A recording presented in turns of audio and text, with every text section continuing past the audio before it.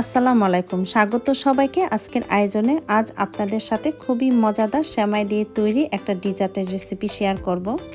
তৈরি করে দেখাবো ঈদ স্পেশাল নবাবী সেমাই। এটাকে সেমাইয়ের কাস্টার্ডও বলতে পারেন, তবে আজকে কিন্তু আমি লাচ্ছা সেমাই দিয়ে করছি না, বার্মিচেলি বা লম্বা সেমাই দিয়ে এই ডিজার্টটা তৈরি করে দেখাবো। খুবই সহজে ঝটপট বানিয়ে নিতে পারবেন। আপনারা চাইলে কিন্তু লাচ্ছা সেমাই দিয়েও একইভাবে এই ডিজার্টটা বানাতে পারবেন। আশা করছি আপনাদের ভালো লাগবে। তো চলুন দেখে নেওয়া যাক কীভাবে তৈরি করতে হয়। নবাবী সেমাই বানানোর জন্য আমি এখানে 300 গ্রামের মতো সেমাই নিয়েছি এবং প্যাকেটের মধ্যে আমি সেমাইটাকে একটু ভেঙে তারপরে একটা বলে ঢেলে নিলাম। আর এই ডেজার্টটা বানানোর জন্য সেমাইটাকে আমাদের একদম গুঁড়ো করে ভেঙে নিতে হবে। এইভাবে হাত দিয়ে আস্তে আস্তে চাপ দিয়ে ধরলেই কিন্তু সেমাইগুলো সহজেই গুঁড়া হয়ে যাবে। যত ছোট করে সেমাইগুলোকে আপনি ভাঙতে পারবেন আর ডেজার্টটা বানাতে কিন্তু ততই সুবিধা হবে, সেই সাথে খেতেও ভালো লাগবে। এই যে দেখতে পাচ্ছেন আমার সেমাইগুলো গুঁড়ো হয়ে গেছে। এভাবে আপনার সেমাইগুলোকে ছোট করে ভেঙে নিতে হবে। সেমাই ভাজার জন্য প্যানে দিয়ে দিচ্ছি 2 টেবিল চামচ রেগুলার রান্নার তেল। তেলটা কিছুটা গরম হয়ে যাওয়ার পর এর মধ্যে দিয়ে দিলাম গুঁড়ো করে রাখা সেমাইগুলো। চুলার আঁচ মিডিয়াম লোতে রেখে 2 থেকে 3 মিনিট তেলের উপরে এই সেমাইগুলোকে ভেজে নিব। 2 থেকে 3 মিনিট ভেজে নেওয়ার পর দিয়ে দিচ্ছি 1/3 কাপ গুঁড়ো করা চিনি। আপনি চাইলে আস্ত চিনিও এখানে ব্যবহার করতে পারবেন, তবে গুঁড়ো করা চিনি দিলে সেটা সেমাইয়ের সাথে খুব সহজেই মিশে যায়। অনেক সময় সেমাই এবং তেলের মধ্যে আস্ত চিনিটা দিলে সেটা পুরোপুরি গলে না, সেই ক্ষেত্রে খাবারের সময় মুখে লাগে। আপনি যদি ব্লেন্ডারে এভাবে একটু গুঁড়ো করে দেন তাহলে কিন্তু এই সেমাইটা খেতে অনেক ভালো লাগবে।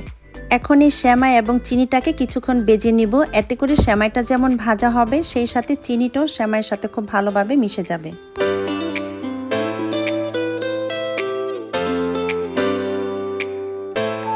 কিছুক্ষণ ভেজে নেওয়ার পর চিনিটা যখন সেমাইয়ের সাথে মিশে যাবে, এই পর্যায়ে এর মধ্যে আমি দিয়ে দিচ্ছি 3 টেবিল চামচ ফুল ক্রিম গুঁড়া দুধ। এখানে আমি নিডু গুঁড়া দুধটা ব্যবহার করছি। আপনারা যে কোনো ব্র্যান্ডের ফুল ক্রিম গুঁড়া দুধই এখানে ব্যবহার করতে পারবেন। এবার সেমাইয়ের সাথে দুধটাকেও একটু ভেজে নিচ্ছি। সেমাই থেকে যখন খুব সুন্দর একটা অ্যারোমা ছড়াবে তখন বুঝতে হবে যে সেমাইটা ভাজা হয়ে গিয়েছে। তবে খেয়াল রাখবেন নিচ থেকে যেন পুড়ে না যায়, তাই চুলার আঁচ লোতে রেখে নেড়ে চেড়ে এটাকে ভেজে নিতে হবে। সবশেষে এর মধ্যে দিয়ে দিচ্ছি 1 টেবিল চামচ ঘি। অবশ্যই চেষ্টা করবেন এখানে ঘিটাই দিতে, শুধু তেল দিয়ে কিন্তু এই ডেজার্টটা খেতে ভালো লাগবে না। আর ঘিটা শেষেই দিবেন, এতে করে খুব সুন্দর একটা ফ্লেভার আসবে এবং খেতেও ভালো লাগবে। আবারও একসাথে খুব ভালো করে নেড়ে চেড়ে মিশিয়ে বেশ কিছুক্ষণ আমি এটাকে ভেজে নিব চুলার আঁচ লোতে রেখে। বেশ কিছুক্ষণ ভেজে নেওয়ার পর দেখতেই পাচ্ছেন যে কালারটা একটু চেঞ্জ হয়ে কিছুটা লালচে হয়েছে, তখন বুঝতে হবে যে এটা ভাজা শেষ। তো আমার এটা ভাজা হয়ে গিয়েছে, কালারটা খুব সুন্দর ব্রাউনিশ হয়েছে। এখন আমি এটাকে চুলা থেকে নামিয়ে গরম অবস্থায় সার্ভিং ডিশে ঢেলে প্রথম লেয়ারটা করে নেব, কারণ এটা ঠান্ডা হয়ে গেলে কিছুটা দলা পেকে যাবে।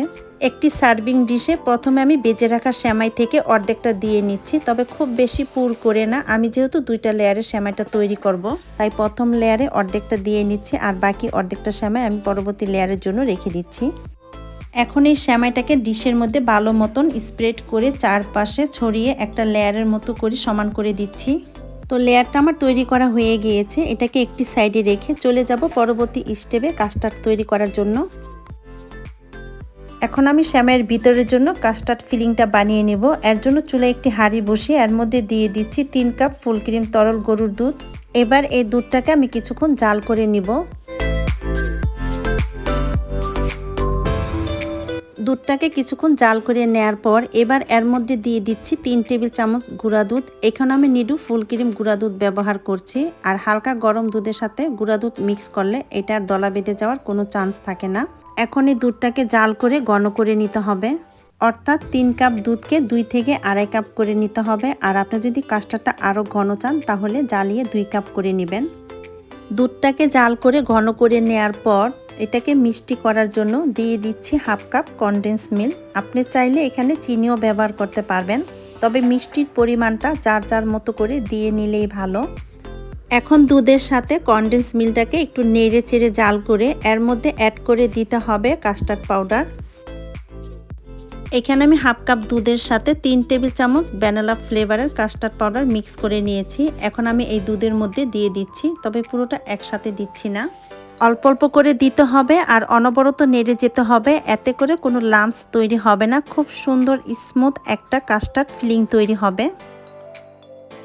এখন এই সব কিছুকে ভালোভাবে একসঙ্গে নেড়ে চেড়ে 2 থেকে 3 মিনিট জাল করে নিলেই কিন্তু খুব সুন্দর স্মুথ একটা কাস্টার্ড ফিলিং তৈরি হয়ে যাবে, যেমনটা আমরা চাচ্ছি।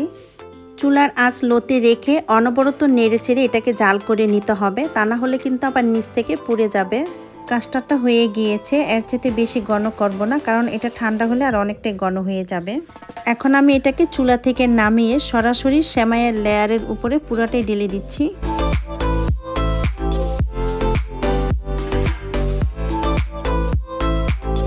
এবং ডিশটাকে ধরে হাত দিয়ে এইভাবে একটু জাকিয়ে দিতে হবে, এতে করে সেমাইয়ের লেয়ারের মাঝখানে এবং চারপাশে সমানভাবে কাস্টার্ডটা ঢুকতে পারবে। এবার বাকি সেমাই দিয়ে আমি উপরের লেয়ারটা করে নিচ্ছি। আর চেষ্টা করবেন এইভাবে হালকা হাতে চারপাশে সেমাইগুলোকে সমানভাবে ছড়িয়ে দিতে, কোনো সাইড যেন ফাঁকা না থাকে। সবগুলো সেমাই ভালো করে উপরে ছড়িয়ে দেওয়ার পর এবার এর উপরে আমি দিয়ে দিচ্ছি 2 টেবিল চামচ পরিমাণ কাঠ এবং পেস্তা বাদাম। আপনারা যে কোনো বাদামই এখানে ব্যবহার করতে পারবেন, তবে চেষ্টা করবেন বাদামটা এখানে দেওয়ার জন্য, এতে করে এই সেমাইটা খেতে অনেক ভালো লাগে। দিয়ে দিচ্ছি কিছু কিশমিশ, এটা অপশনাল, আপনারা চাইলে বাদ করতে পারেন। এখন এই সেমাইটাকে আমি রুম টেম্পারেচারে পুরোপুরি ঠান্ডা করে ফ্রিজে রেখে দেব 3 থেকে 4 ঘন্টার জন্য। আর আপনারা চাইলে কিন্তু এই একইভাবে ঈদের আগের দিন বানিয়ে ফ্রিজে রেখে দিতে পারেন, ঈদের দিন সকালে নামিয়ে ঠান্ডা ঠান্ডা পরিবেশন করতে পারেন। প্রায় 4 ঘন্টা পর আমি সেমাইটাকে ফ্রিজ থেকে নামিয়ে নিয়েছি, দেখতেই পাচ্ছেন। আর কিছু সেমাইয়ের সাথে আমি কালার মিক্স করে উপরে ছড়িয়ে দিয়েছি, এটা অপশনাল, আপনারা চাইলে বাদ করতে পারেন। এটা শুধু দেখার সৌন্দর্যের জন্য, আর কিছুই না। আর এই সেমাইয়ের বৈশিষ্ট্য হলো নিচের লেয়ারটা হবে একটু নরম আর উপরের লেয়ারটা থাকবে ক্রিস্পি, মাঝখানের ক্রিমটা খেতে হবে অসাধারণ। আসছে ঈদে সেম রেসিপি ফলো করে আপনারা ট্রাই করে দেখতে পারেন, ইনশাল্লাহ ভালো লাগবে। আশা করছি আমার আজকের রেসিপি আপনাদের ভালো লেগেছে। সবার ঈদ আনন্দময় হোক এই কামনা করে বিদায় নিচ্ছি। আল্লাহ হাফেজ।